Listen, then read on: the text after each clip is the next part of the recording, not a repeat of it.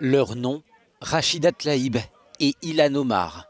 Nationalité américaine, fonction élue démocrate. Accusées d'antisémitisme, elles sont désormais interdites d'entrer en Israël. La décision a été prise par l'État hébreu alors que les deux élus au Congrès devaient atterrir ce week-end à Tel Aviv afin de visiter les territoires palestiniens.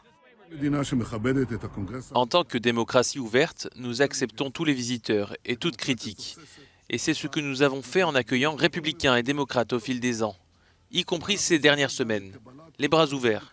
Mais il y a quelque chose que nous ne ferons pas. Nous n'admettrons pas sur notre territoire, conformément à la loi, ceux qui appellent au boycott de l'État d'Israël. En réponse, Rachida Tlaib assure qu'elle va continuer à se battre contre cette décision.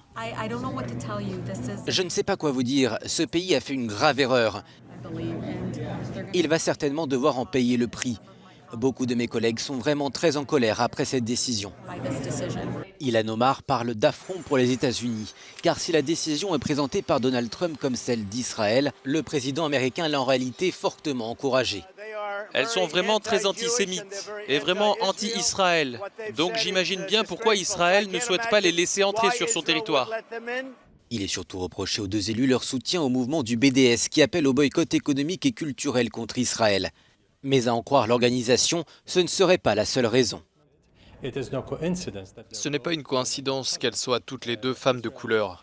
Israël a aussi peur qu'il y ait une connexion entre la lutte des Palestiniens pour leurs droits et d'autres mouvements en faveur de la justice, pour les Noirs, pour le climat, pour les LGBT. Ilhan Omar, originaire du Minnesota, est née en Somalie. Rachida Tlaib, quant à elle, née à Détroit aux États-Unis, est la première élue américaine d'origine palestinienne. Ironie du sort, Donald Trump avait appelé les deux femmes et deux autres élus, dans des tweets jugés racistes, à rentrer dans leurs pays respectifs pour y régler les problèmes. Aujourd'hui, l'interdiction de Tel Aviv empêche même Rachida Tlaib de rendre visite à sa famille en Palestine.